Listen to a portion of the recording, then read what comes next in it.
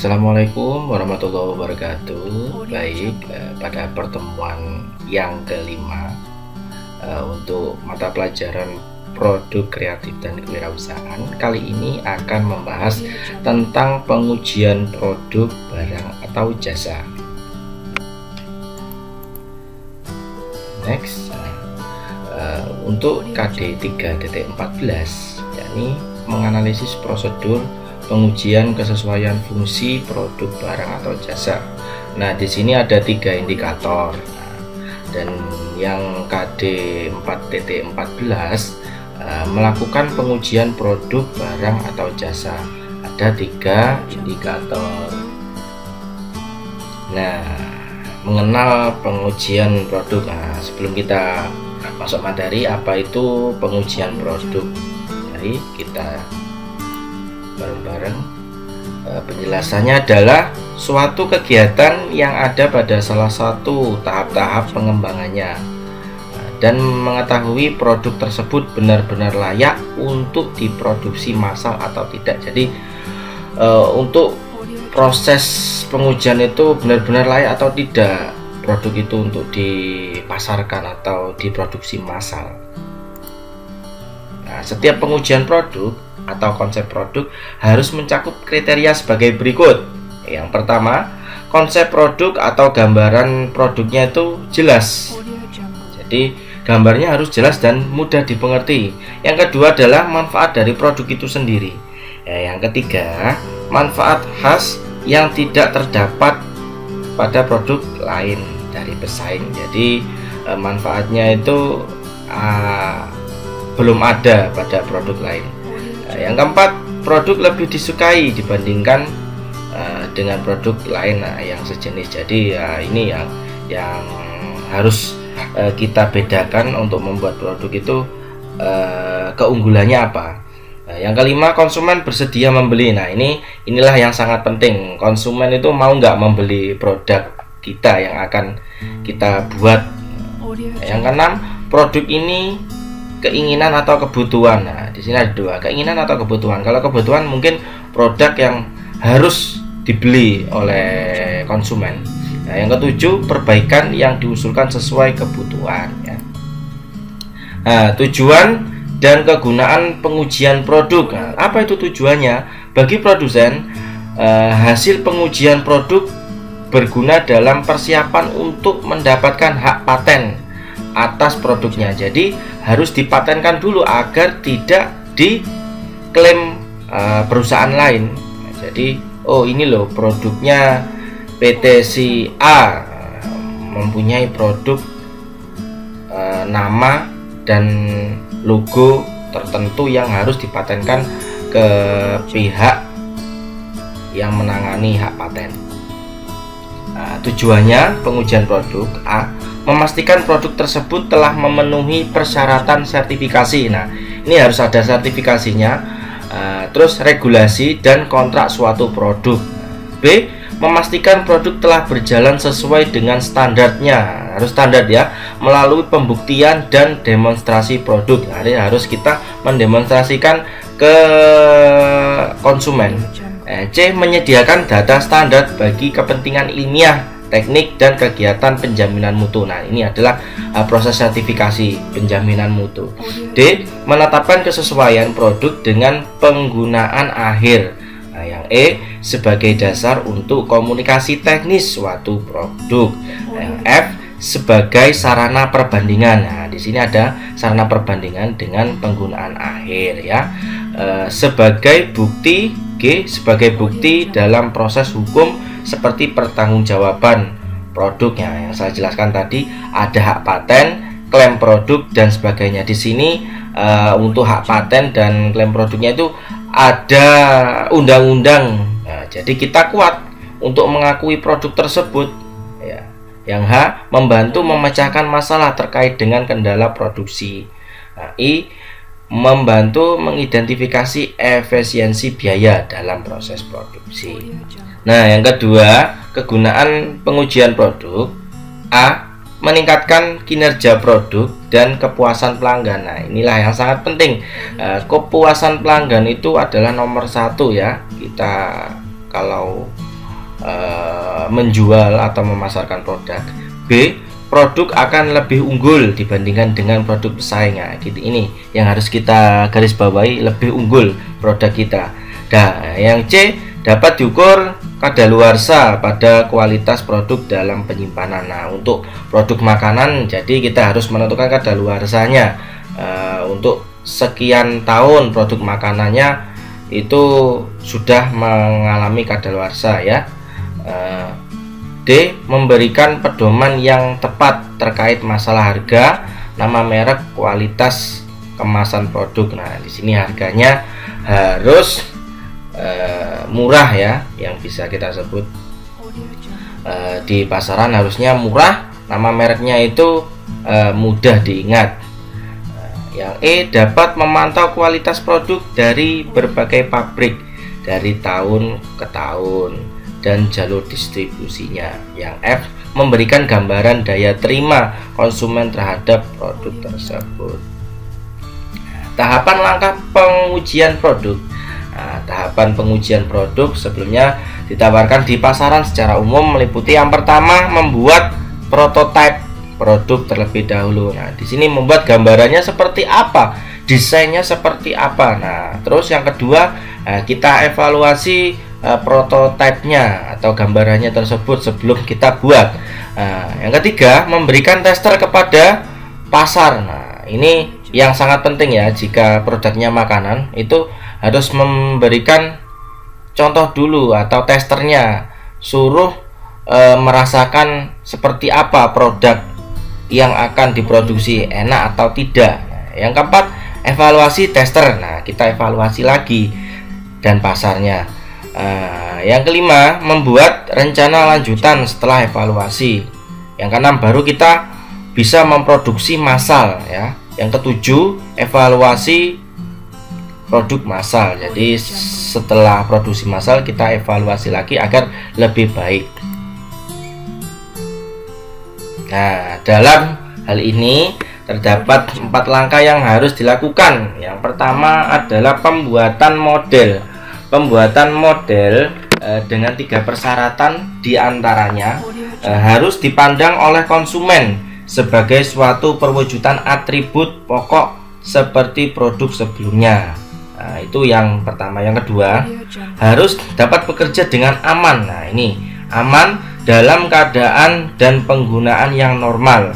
Nah, yang ketiga, dapat dilaksanakan oleh pabrik sesuai dengan anggaran yang tersedia. Jadi itu harus yang pertama, pembuatan model. Yang kedua adalah pengujian fungsional. Nah, untuk apa pengujian fungsional itu? Untuk mengetahui apakah produk tersebut berfungsi dengan baik ya dan aman bagi konsumen. Nah, jadi fungsinya itu untuk apa dulu? Aman enggak? Nah, seperti halnya saya contohkan di sini pada gambar ban dan pelek itu keamanannya. Jadi ban itu berapa ketebalannya, untuk tingkat keausannya itu bisa berapa tahun. Nah, untuk pengujiannya ya. Yang ketiga adalah pengujian konsumen. Nah, melibatkan konsumen. Ini sini adalah melibatkan konsumen untuk menilai dan mengetahui bagaimana tanggapan konsumen. Nah, tanggapannya bagaimana konsumen? Apakah bisa diterima atau tidak ya? Nah, yang keempat adalah pengujian pasar. Setelah melewati 3 tahap tersebut dalam proses pengembangan produk, langkah selanjutnya adalah pengujian pasar. Nah, pengujian pasar menjadi proses pemasukan produk program pemasaran ke dalam kondisi yang lebih nyata. Hasil-hasil pengujian pasar dapat dipakai untuk membuat perakitan penjualan dan laba yang lebih baik. Pengujian pasar untuk membuat perakitan penjualan dan laba yang lebih baik. Ya, pengujian pasar mempunyai beberapa manfaat, diantaranya yang pertama adalah membuat prediksi penjualan pada masa yang akan datang agar lebih dipercaya ya. Prediksinya harus baik. Nah, yang kedua, pengujian awal terhadap berbagai alternatif rencana pemasaran. Nah, rencananya itu bagaimana untuk alternatif yang lebih baik. Yang ketiga, perusahaan akan menentukan sumber kegagalan. Nah, di sini penting kita harus menentukan kegagalannya.